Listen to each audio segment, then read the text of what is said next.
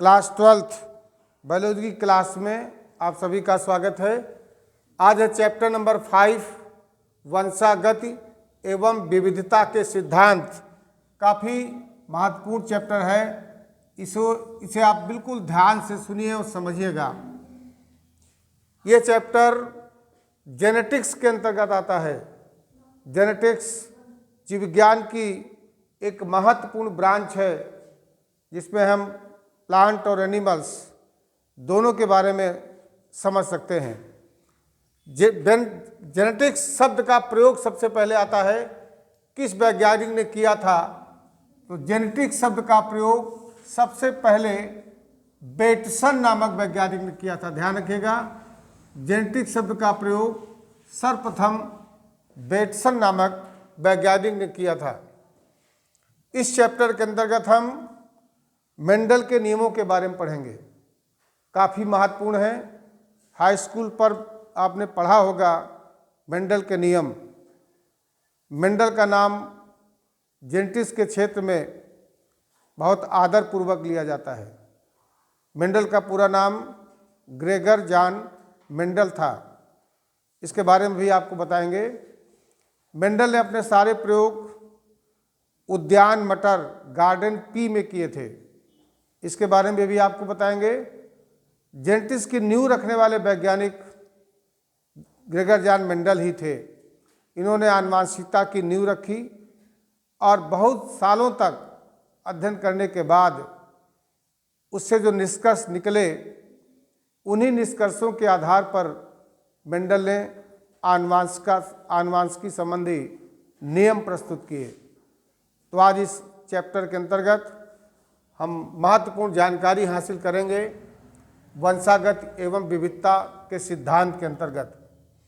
सबसे पहले आता है कि वंशागति और आनुवंशिकता, ये दोनों शब्द हैं हेरिडिटी एंड इनहेरिटेंस। इसका मतलब क्या है? आपने देखा होगा कि माता पिता के सभी लक्षण उनकी संतानों में ट्रांसफ़र नहीं होते। अर्थात एक ही माँ बाप की संतानें अपने पिता से माता से समानता नहीं रखती या अपने भाई और बहनों में भी समानताएं नहीं रखती हैं। उनमें विभिन्नता आ जाती हैं, अंतर आ जाते हैं। अंतर क्यों आते हैं, इसके बारे में समझना है। तो वंशागत और आनुवंशिकता क्या है? आनुवंशिक लक्षणों का एक पीढ़ी से दूसरी पीढ़ी में जाना। आनुवंशिक लक्षणों का एक पीढ़ी से दूसरी पीढ़ी में जाना ही कहलाता है आनुवंशिकता, या इसे हम वंशागत कहते हैं। अब प्रश्न उठता है कि ऐसे कौन से लक्षण हैं जो एक पीढ़ी से दूसरी पीढ़ी में जाते हैं? तो सारे लक्षण नहीं जाते हैं। वही लक्षण एक पीढ़ी से दूसरी पीढ़ी में जाते हैं जो आनुवंशिक होते हैं। ऐसे लक्षण जो माता पिता से उनकी संतानों में जाते हैं, ऐसे लक्षणों को ही आनुवंशिक लक्षण या जेनेटिक कैरेक्टर्स कहा जाता है। ऐसे लक्षण जो कि माता पिता से उनकी संतानों में जाते हैं, ऐसे लक्षणों को हम आनुवंशिक लक्षण कहते हैं या जेनेटिक कैरेक्टर कहते हैं। आनुवंशिकी क्या है? जेनेटिक्स क्या होती है? वंशागति और विभिन्नताओं के अध्ययन को ही आनुवंशिकी कहा जाता है। वंशागति और विभिन्नताओं के अध्ययन को ही हम आनुवंशिकी या जेनेटिक्स कहते हैं। विभिन्नताएं क्या होती हैं? वेरिएशंस। विभिन्नताओं को वेरिएशंस कहा जाता है। वेरिएशन से आप क्या समझते हैं? तो वास्तव में विभिन्नताएं लैंगिक जनन के परिणाम स्वरूप उत्पन्न होती हैं। कभी भी विभिन्नता अलैंगिक जनन के परिणाम स्वरूप नहीं बनती है। जैसे तमाम सारे ऐसे प्राणी हैं जिनमें अलैंगिक जनन के द्वारा उनकी संतानें बनती हैं। अलैंगिक जनन मतलब हुआ जहाँ पर कोई युग्मक न बनते हों, नर और मादा युग्मक न बनते हों और उनमें आपस में निषेचन की क्रिया न होती हो। जहाँ पर भी निषेचन नहीं होता है वही अलैंगिक जनन होगा। जहाँ निषेचन की क्रिया हो रही है, फर्टिलाइजेशन हो रहा है, वहाँ पर ही लैंगिक जनन होगा। अलैंगिक जनन में विभिन्नताएं क्यों नहीं बनती हैं? जैसे मान लिया एनिमल होता है प्लेनेरिया या हाइड्रा, इन प्राणियों के शरीर के किसी भी खंड को आप काट करके अलग कर दें, कटा हुआ प्रत्येक खंड नए प्राणी को जन्म दे देता है। कटा हुआ प्रत्येक खंड नए प्राणी को जन्म देता है। कहीं पर भी कोई लैंगिक जनन नहीं हुआ है, उसके परिणाम स्वरूप प्राणी बना, और जो बना हुआ प्राणी होता है, अलैंगिक जनन के परिणाम स्वरूप जो बना हुआ प्राणी होता है, वो अपने माता पिता के हूबहू समान होता है। तो ऐसी संतति को या ऐसी जन्मी संतान को या बनी हुई संतान को क्लोन कहा जाता है। नाम सुना होगा। क्लोन का मतलब क्या हुआ? ऐसी संतान जो अपने पेरेंट्स के बिल्कुल समान हो। और समान होने का कारण क्या है? उसमें कहीं पर भी लैंगिक जनन नहीं हुआ, उसने अलैंगिक जनन करके अपनी संतान को उत्पन्न किया हुआ है। तो विभिन्नता लैंगिक जनन के परिणाम स्वरूप उत्पन्न होती है, अलैंगिक जनन के परिणाम स्वरूप उत्पन्न नहीं होती है। तो विभिन्नता जो है, वेरिएशन, सदैव लैंगिक जनन द्वारा, सेक्सुअल रिप्रोडक्शन द्वारा ही उत्पन्न होती है। कभी भी अलैंगिक जनन में विभिन्नता उत्पन्न नहीं होती है। जैसे मनुष्य ले लीजिए, मनुष्य में मेल मनुष्य हुआ, आदमी, और फीमेल औरत फीमेल हुई। मनुष्य में आप जानते हैं कि 46 गुणसूत्र होते हैं।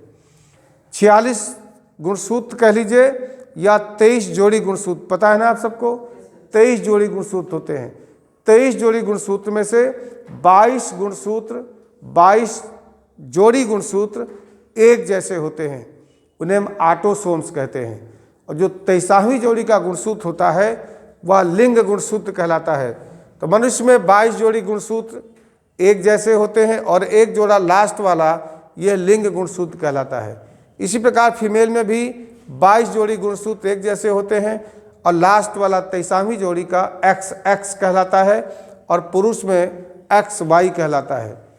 पुरुष और महिला दोनों में 46 गुणसूत्र होते हैं, लेकिन जब आपस में इनमें जब युग्मक बन जाते हैं तो युग्मक हमेशा अर्धसूत्री विभाजन के परिणाम स्वरूप बनते हैं, रिडक्शन डिवीजन के परिणाम स्वरूप बनते हैं।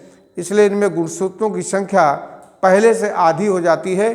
अर्थात कोई डिप्लॉयड सेल होती है, जब उसमें युग्मक बन जाता है, डिप्लॉयड सेल से जब युग्मक बनता है तो वह युग्मक हैप्लॉयड हो जाता है, अगुणित हो जाता है।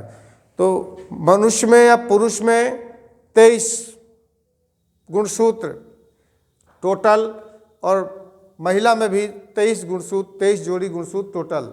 यहाँ भी 23 जोड़ी, यहाँ भी 23 जोड़ी, यहाँ पर 46 थे, यहाँ भी 46 थे। अगर जब इनमें निषेचन की क्रिया होगी तो 46 के आधे हो गए 23, यहाँ भी 46 के आधे हो गए 23, और 23 मिलके जब इनमें निषेचन हो जाता, फर्टिलाइजेशन हो जाता है, तो पुनः क्या हुआ? पुनः जब युग्मक से युग्मनज बन जाता है, जाइगोट बन जाता है, तो यहाँ भी गुणसूत्रों की संख्या 46 फिर हो जाती है। तो इस तरह से जब इससे जाइगोट से विभाजन के परिणाम स्वरूप जो नई संतति बनेगी वह अपने पेरेंट्स से थोड़ी बहुत भिन्नता दिखाएगी। क्यों दिखाएगी? क्योंकि इस जाइगोट के बनने में यहाँ से भी गुणसूत्र आए हैं और यहाँ से गुणसूत्र आए हैं, दोनों जगह से आए हैं। इसलिए जो जाइगोट बनेगा वो अपने पेरेंट्स से बिल्कुल हुबहू नहीं होगा, दोनों के लक्षणों को लेते हुए बनेगा। इस तरह से लैंगिक जनन के परिणाम स्वरूप ही विभिन्नताएं उत्पन्न होती हैं। विभिन्नताएं उत्पन्न करने का सबसे बड़ा कारण लैंगिक जनन होता है। आगे बात करते हैं कि मेंडल ने क्या किया है। ग्रेगर जॉन मेंडल, सबने नाम सुना होगा, इनको फादर ऑफ जेनेटिक्स के नाम से भी जाना जाता है।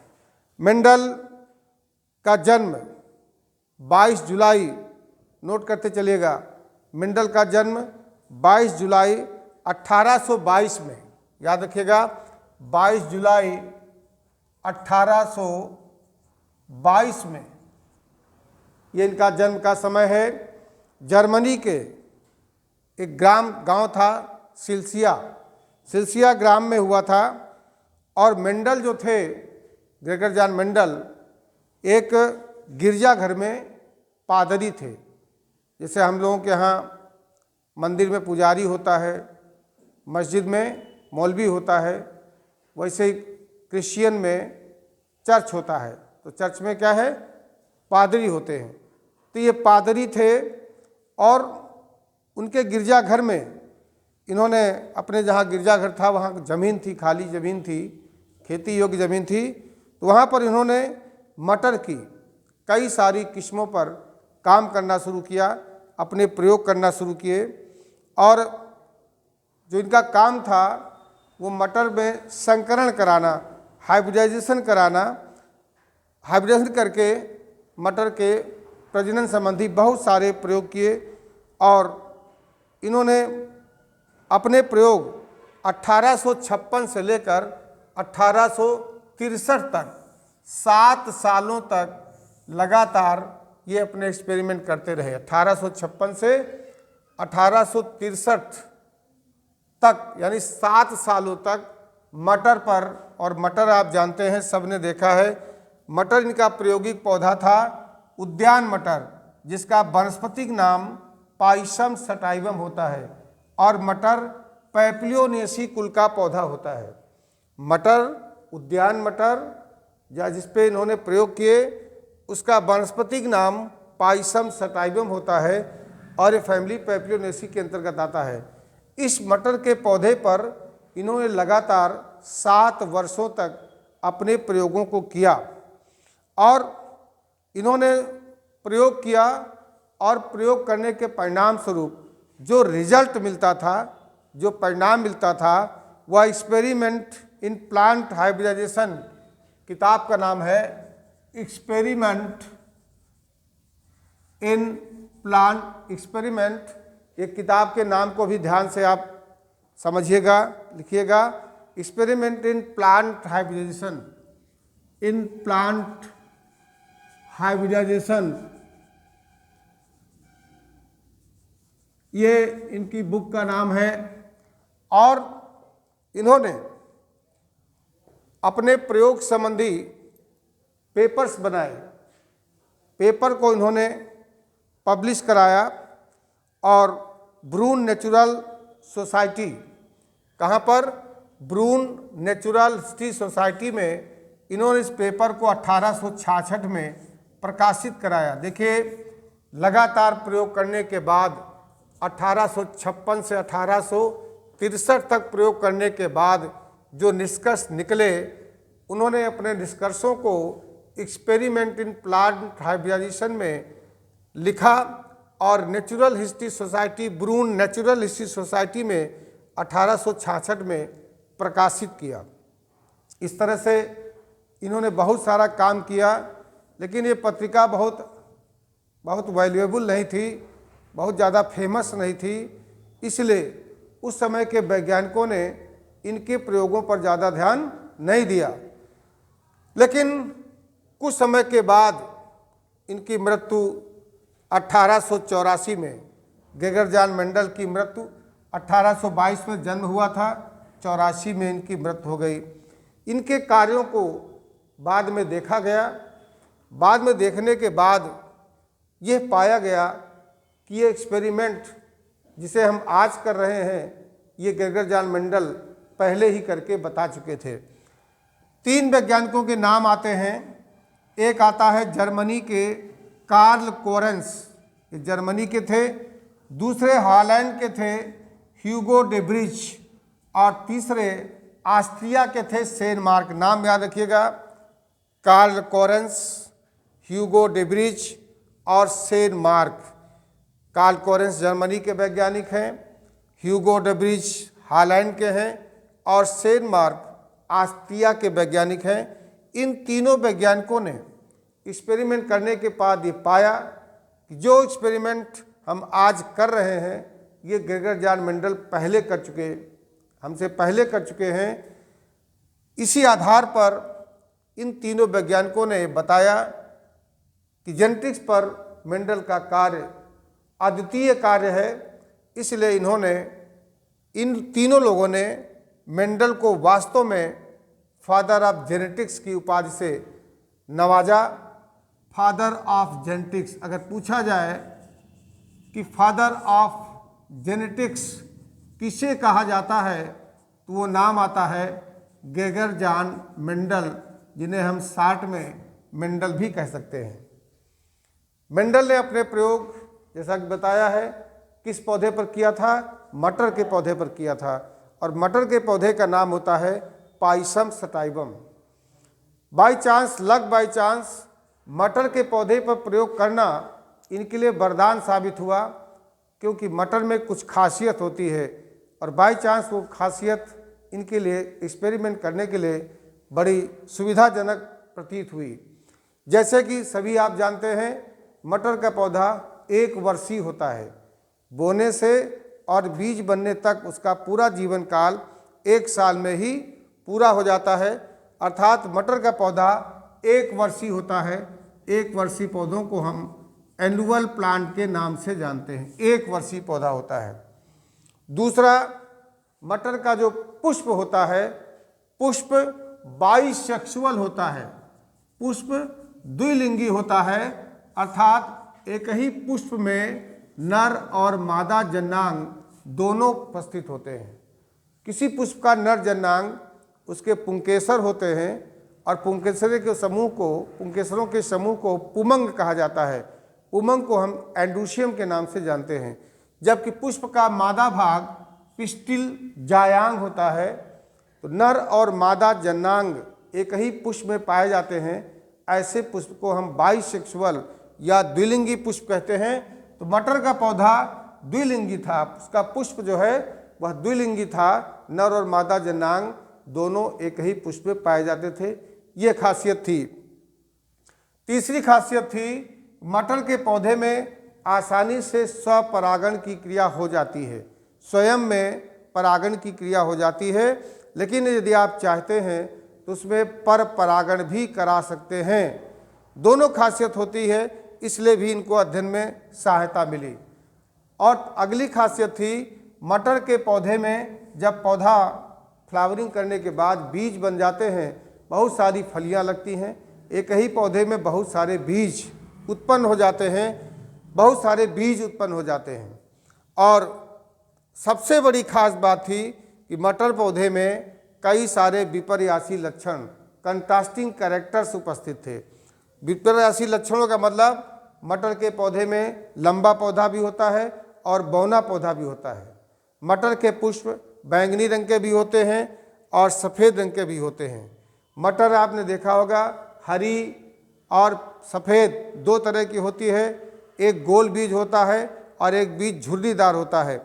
इसी तरह से मटर के पौधे में, पुष्प में, पौधे में सब कैरेक्टर्स मिला दीजिए तो लगभग 7 ऐसे कैरेक्टर थे जो विपर्यासी थे, जिससे उनको संकरण के प्रयोग करने में बड़ी सुविधा हुई और कई तरह के परिणाम भी प्राप्त हुए। तो जानते हैं कि मटर के पौधे में कौन कौन से ऐसे लक्षण हैं और उन लक्षणों में प्रभावी लक्षण कौन सा है और अप्रभावी लक्षण कौन सा है। तो सबसे पहले लंबाई की बात लेते हैं। मटर में बताया हमने लंबा पौधा और बौना पौधा दोनों होते हैं। तो लक्षण में लंबाई का लक्षण लेते हैं तो लंबा पौधा और बौना पौधा 2 तरह के होते हैं। उसमें लंबा पौधा प्रभावी लक्षण है और बौनापन अप्रभावी लक्षण है। दूसरा, बीज की आकृति का लक्षण लेते हैं तो मटर के पौधे में बीज जो बनते हैं वह गोल भी होते हैं और झुर्रीदार, राउंड एंड रिंकल्ड। रिंकल माने होता है झुर्रीदार। बीज का रंग पीला और हरा 2 तरह से होता है। पुष्प की स्थिति या तो कक्ष से निकलेगा या उसके अग्रभाग से निकलेगा, तो कक्षस्थ भी हो सकती है और अग्रस्थ भी हो सकती है। फली का रंग हरा भी हो सकता है और फली सिकुड़ी भी पीली भी हो सकती है। फली की आकृति एक फैली हुई होती है और एक सिकुड़ी हुई फली होती है। और पुष्प का रंग बैंगनी भी हो सकता है, सफ़ेद हो सकता है। तो जो बैंगनी रंग है वह प्रभावी है और जो सफ़ेद रंग है वह अप्रभावी है।